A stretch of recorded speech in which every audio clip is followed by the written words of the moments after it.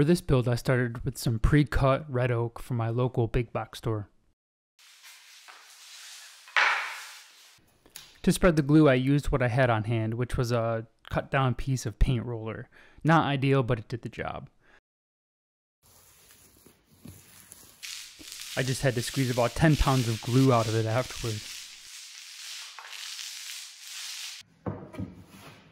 To make this look extra beefy, I decided to glue 2 sheets of 3/4 together.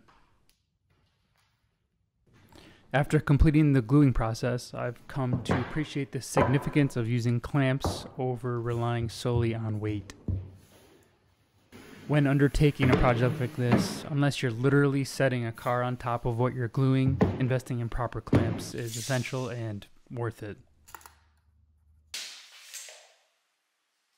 I wanted this table to be pretty compact, about the width of my printer, so the target was 18 inches. Having a track saw here is definitely worth it too.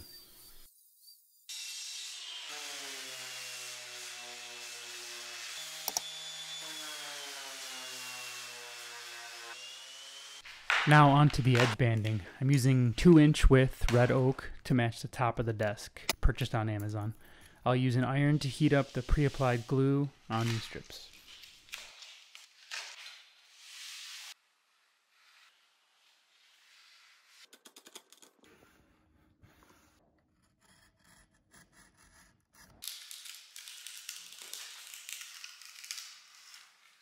Here I am ever so slowly adding a chamfer around the corners to soften them up. Between the veneer top and edge banding, you can get away with doing this. I work my way up from 120 grit to 220, and in between I water pop.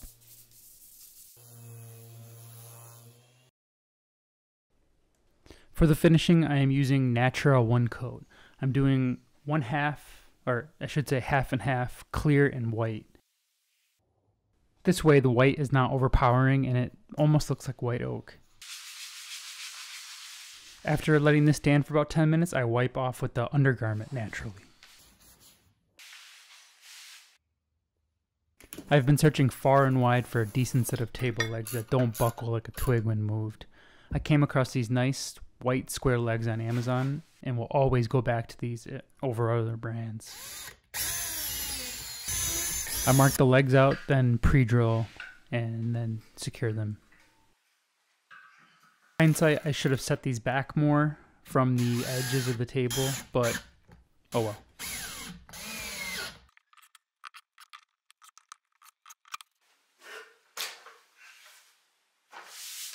Here I am adding an undermount drawer crooked like a dumbass, which I have yet to fix. Subscribe for more.